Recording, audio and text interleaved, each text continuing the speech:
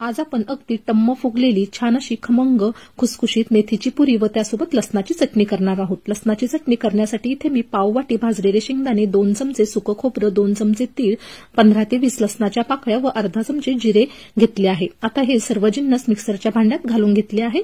त्यात आपल्याला 2 चमचे लाल तिखट घालायचे आहे। लाल तिखटाऐवजी तुम्ही 5 ते 6 सुक्या मिरच्या देखील घालू शकतात।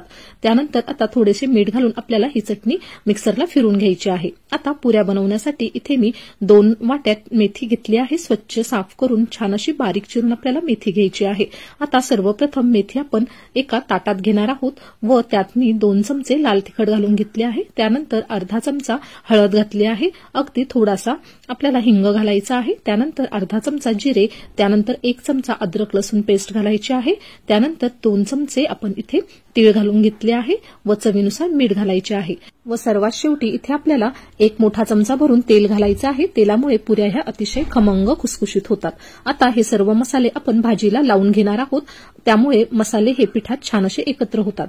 आता यानंतर आपल्याला इथे 1 वाटी गव्हाचं पीठ घ्यायचं आहे। त्यानंतर अर्धी वाटी बेसन पीठ म्हणजेच डाळीचं पीठ घ्यायचं आहे व अर्धी वाटी इथे ज्वारीचं किंवा बाजरीचं पीठ घ्यायचं आहे। मी इथे बाजरीचं पीठ घेतलं आहे। तुम्ही अर्धी वाटी याऐवजी तांदळाची पीठ हे देखील वापरू शकतात।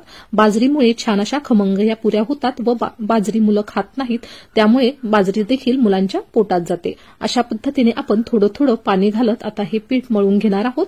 पीठ मळताना आपल्याला खूप घट्टही नाही व खूप पातळही नाही अशा कन्सिस्टन्सीचं मळायचं आहे। व्हिडिओत बघू शकतात अतिशय सॉफ्ट असं आपलं पुऱ्यांचं पीठ इथे आपण मळून घेतलं आहे।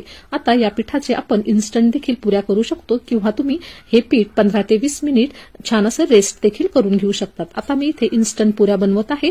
आता व्हिडिओत दाखवल्याप्रमाणे तुम्हाला ज्या आकारात पुऱ्या बनवायच्या आहेत त्या आकारात तुम्ही छान असे गोळे बनवून घ्यायचे आहे। आता या ठिकाणी आपले गोळे तयार झाले आहे। आता उरलेले पीठ तुम्ही फ्रीजमध्ये 2 दिवस ठेवू शकतात व त्यापासून गरमागरम पुऱ्या पाहिजे तेव्हा करू शकतात किंवा त्यापासून दशम्या देखील बनवू शकतात।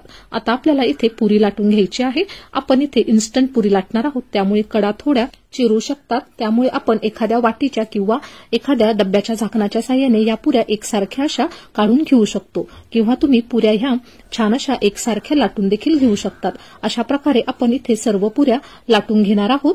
अशा प्रकारे जर तुम्ही एखाद्या वाटीच्या किंवा झाकणाच्या साहाय्याने पुऱ्या काढल्या तर एकसारख्या व छान गोलगरगरीत तयार होतात। आता आपल्या इथे पुऱ्या छान अशा करून तयार झाल्या आहे। आता एका कढईत आपण कडकडीत तेल तापून घेतलं आहे। आता तेल तापल्यानंतर आपल्याला गॅस हा मीडियम ठेवायचा आहे व छान अशा गोल्डन ब्राऊन रंगावर या पुऱ्या तळून घ्यायच्या आहेत। तुम्ही बघू शकतात अगदी टम्म फुगलेल्या आपल्या या मेथीच्या अगदी पौष्टिक अशा या पुऱ्या तयार आहेत। इथे व्हिडिओत बघू शकतात किती छान अशी ही खुसखुशीत पुरी झाली आहे।